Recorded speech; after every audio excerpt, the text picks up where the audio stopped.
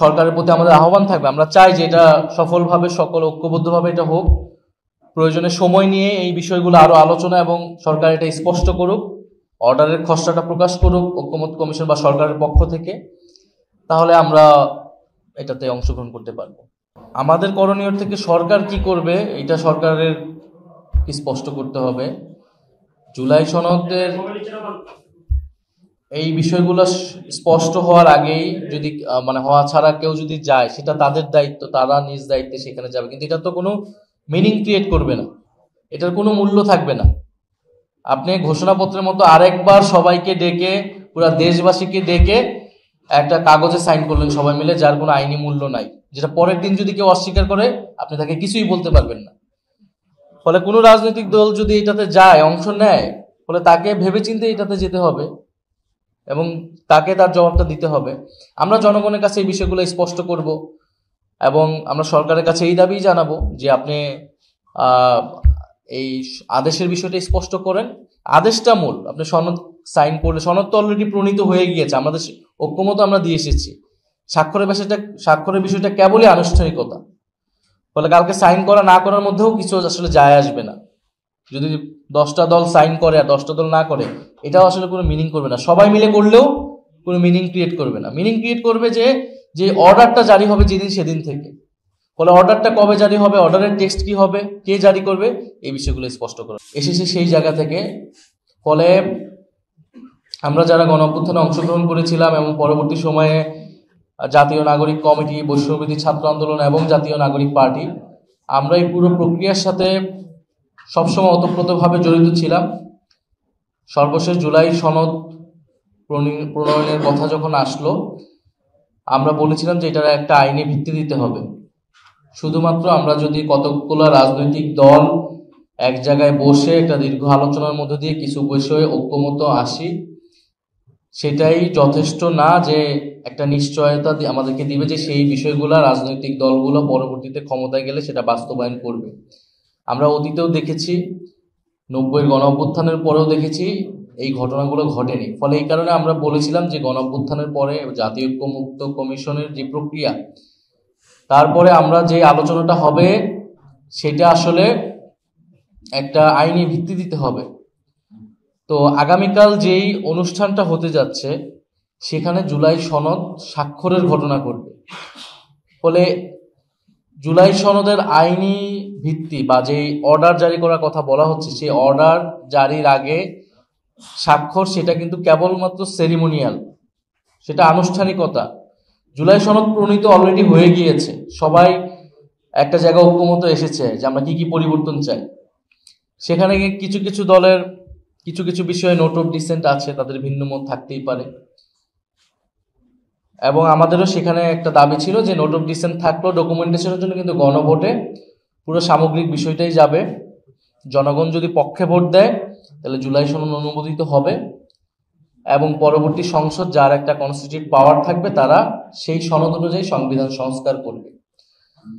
ফলে পুরো প্রক্রিয়ার মূল জায়গাটা থাকবে অর্ডার, যে অর্ডারের ভিত্তিতে, যে সাংবিধানিক আদেশের ভিত্তিতে এই গণভোট হবে এবং পুরো প্রক্রিয়া আগাবে। ফলে সেই জায়গায় আমরা বলেছি, গতকাল আমাদের সদস্য সচিবের নেতৃত্বে যখন প্রতিনিধি দল ঐক্যমত্য কমিশনে গিয়েছিল, তারাও বলেছেন, এর আগেও আমরা অনানুষ্ঠানিকভাবে সরকারকে এবং ঐক্যমত্য কমিশনকে এটা জানিয়েছি যে শুধুমাত্র একটা আনুষ্ঠানিকতা করার প্রয়োজন নেই, বরং আমরা যেটা দেখেছি ঘোষণাপত্রের সময়, জুলাই ঘোষণাপত্রেও কিন্তু আমাদের দাবি ছিল এটার একটা আইনি ভিত্তি থাকবে, সেটা হয়নি। জুলাই ঘোষণাপত্রের যেই টেক্সট, সেই টেক্সট নিয়ে কিন্তু এক ধরনের প্রতারণা করা হয়েছে।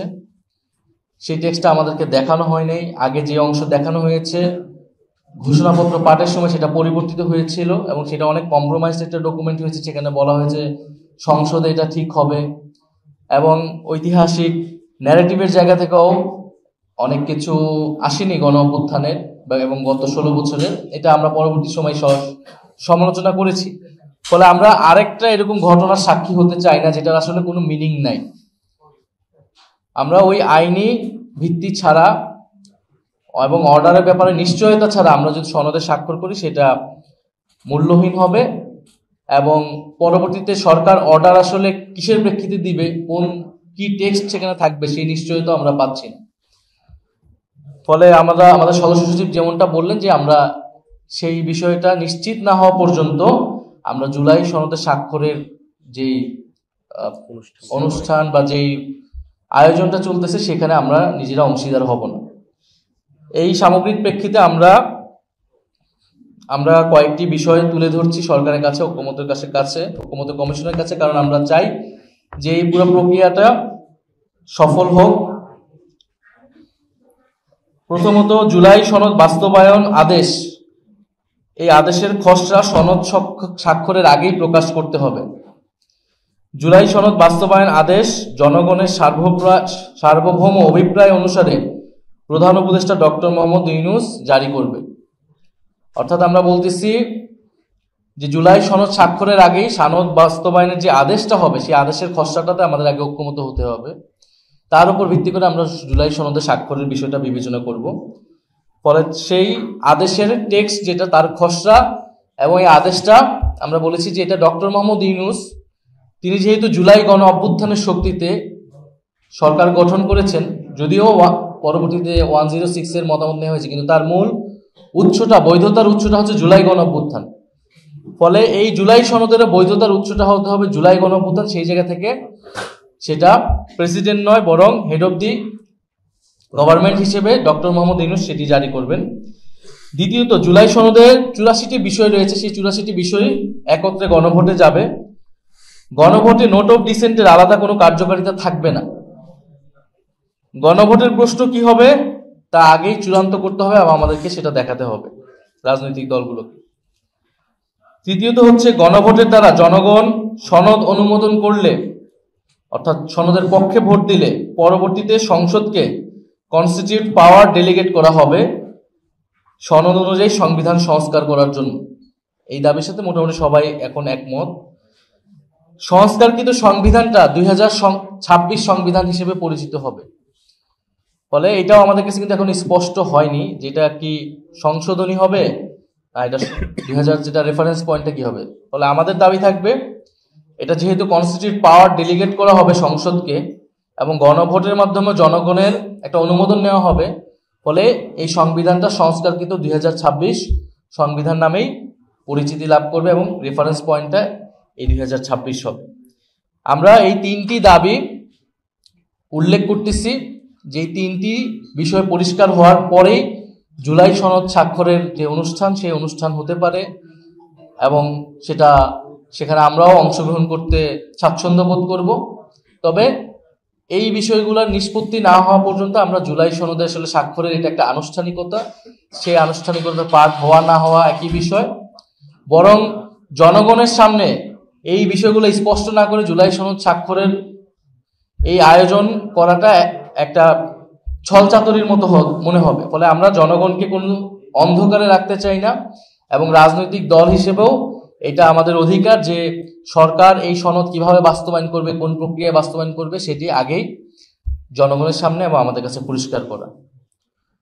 ফলে আগামীকাল যে অনুষ্ঠান সেই অনুষ্ঠানের প্রেক্ষিতে আমাদের আহ্বান থাকবে সরকার এবং জাতীয় ঐক্যমত্য কমিশনের প্রতি যে আপনারা এই দাবিগুলো বিবেচনা করুন এবং এই দাবিগুলা শুধু আমাদের যে একক দাবি জাতীয় নাগরিক পার্টি এরকম নয়। গতকাল অনেকগুলো দল বলেছেন এই সনদ কিভাবে বাস্তবায়ন হবে এটা নিয়ে অনেকেরই ভিন্ন মত আছে এবং অনেকের মধ্যে অস্পষ্টতা আছে। তাহলে একটা জিনিস অস্পষ্টতা রেখে সবাই এক জায়গায় এসে একটা বিশাল সেলিব্রেশনের মাধ্যমে স্বাক্ষর করার যে আয়োজন এটার তো কোনো মিনিং রাখে না। পক্ষ থেকে বলা হয়েছে আগামীকাল আমাদের জাতীয় নাগরিক পার্টির সদস্য সচিব সবিস্তারে ব্যাখ্যা করলেন যে পুরো প্রক্রিয়ায় জাতীয় ঐক্যমত্য কমিশনের প্রক্রিয়ায় জাতীয় নাগরিক পার্টি প্রথম থেকেই, এমনকি এই রাজনৈতিক দল প্রতিষ্ঠার আগের থেকেই আমাদের সক্রিয় অংশগ্রহণ ছিল এবং গণ অভ্যুত্থানে আমাদের যে দাবি ছিল যে ফ্যাসিবাদী কাঠামোর বিলোপ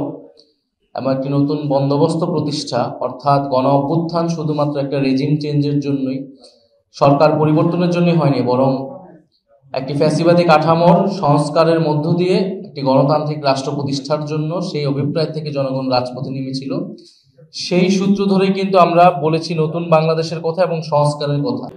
মোটা দাগে সবাই একটা ঐক্যমতে পৌঁছেছে যে এটার টেক্সট কি হবে, কোন কোন বিষয়ে আমরা পরিবর্তনটা চাচ্ছি। কিছু দল নোট অফ ডিসেন্ট দিল, সবার ভিন্নমত হয়ে আমরা একটা টেক্সটে পৌঁছিয়েছি। এখন এটাকে কিভাবে আইনে রূপান্তর করতে পারি বা সাংবিধানিকতায় রূপান্তর করতে পারি, সাংবিধানিক আইনি বাধ্যবাধকতায় রূপান্তর করতে পারি, এবং সেটা পরবর্তী গণভোট, পরবর্তী নির্বাচন এবং পরবর্তী সংসদ প্লাস যে গণপরিষদ ক্ষমতা, সেখানে আমরা কিভাবে যাব সেই বিষয় নিয়ে এখন স্পষ্ট হয়নি দেখেই এত টানাপোড়েন অথবা এক ধরনের জটিলতা তৈরি হয়েছে। ফলে ঐক্যমত, আমরা এটাই বলতেছি যে এই ঐক্যমত কমিশন এবং সরকার এবং ঐক্যমত এই জুলাই সনদ স্বাক্ষরের পরে ঐক্যমত কমিশনার থাকবে কিনা এটাও কিন্তু আমরা জানি না। আমরা যতটুকু জানি ঐক্যমত কমিশন শেষ হয়ে যাওয়ার কথা। তো ফলে এই পরে এই আদেশের দাবিগুলা বা এই আলোচনাগুলো কোথায় হবে, কিভাবে হবে, এটার কর্তৃপক্ষ কে, এটার কোনো প্ল্যাটফর্ম কিন্তু থাকবে না। ফলে এই জায়গাগুলো স্পষ্ট করে ঐক্যমত কমিশনকে দায়িত্ব নিয়ে, সরকারকে দায়িত্ব নিয়ে সুরাহা করলেই এটা সঠিকভাবে সমাধান হওয়া সম্ভব। কারণ আমরা সবাই কিছু মৌলিক জায়গায় ঐক্যবদ্ধ হয়েছি যে আমাদের জুলাই সনদ লাগবে, যেখানে রাষ্ট্র সংস্কারের কিছু বিষয় থাকবে এবং এটার একটা আইনি ভিত্তি লাগবে। আইনি ভিত্তিটা অর্ডারের মাধ্যমে হবে, গণভোটের মাধ্যমে, এতটুকু জায়গাও আমরা কিন্তু ঐক্য জায়গায় চলে এসেছি। ফলে বাকি বিষয়টা আস্থার বিষয় এবং স্পষ্ট করার বিষয়, সেটার মাধ্যমে আমরা আসলে একটা জায়গায় পৌঁছাতে পারবো বলে আমরা মনে করছি। আমরা যেটা বলেছি এটা আমাদের দলের পক্ষ থেকেই বলেছিলাম যে জুলাই ঘোষণাপত্র আমাদের এবং জনগণের যে আকাঙ্ক্ষা ছিল সেটির সমগ্র প্রতিফলন ঘটাতে পারেনি, কিন্তু জুলাই সনদে অবশ্যই আমরা কোনো প্রকার কম্প্রোমাইজ করব না, ছাড় দেব না। এবং এই কারণেই আমরা জুলাই সনদের বিষয়টা, তার অর্ডারের বিষয়টা স্পষ্ট হতে চাচ্ছি। তার আগে আমরা কোনো ধরনের আসলে নাটকীয়তায় অংশগ্রহণ করতে চাচ্ছি না। এবং নির্বাচন কমিশনের ব্যাপারে আমাদের এটা যে অবস্থান, যে নির্বাচন কমিশন তার নিরপেক্ষতা হারাচ্ছে। কারণ নির্বাচন কমিশনের পক্ষপাতিত্ব আমরা দেখছি, নির্বাচন কমিশন ন্যায় বিচার করছে না। আমাদের কোনো আইনি ব্যাখ্যা দেওয়া ছাড়াই, জনগণকে কোনো ব্যাখ্যা দেওয়া ছাড়াই তারা গায়ের জোরে একটা বিষয় বাস্তবায়ন করতে চাচ্ছে এবং সেটা অবশ্যই আমরা মেনে নিব না।